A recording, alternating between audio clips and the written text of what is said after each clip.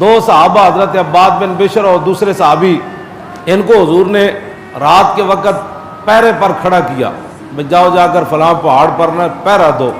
تو دونوں صحابہ نے آپس میں مشورہ کیا کہ بھائی رات کا ٹائم ہے، دونوں جاگتے رہے تو دونوں تھک جائیں گے، اس لیے ایک سوئے گا تو ایک پہرا دے گا، اگر کوئی خطرہ ہوا تو اس کو جگا دے گا۔ عباد بن بشر کہتے ہیں کہ وہ دوسرے صحابی، میں تو سو گیا، انہوں نے نماز کی نیت باندھ لی، انہوں نے قرآن شروع کیا، قرآن پڑھتے پڑھتے پڑھتے کافی رات گزر گئی۔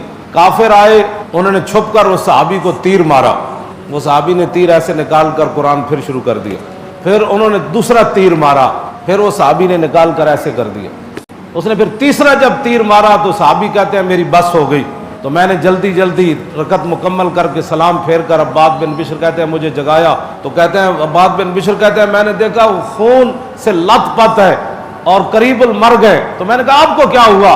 کہا کہ مجھے انہوں نے تیر مارا ہے۔ تو کہا کہ جب پہلا لگا تھا تو آپ نے نماز توڑ دینی تھی، تو انہوں نے جو جواب دیا تو کہا کہ جب میں قرآن پڑھ رہا تھا تو کیسے چھوڑ دیتا میں قرآن؟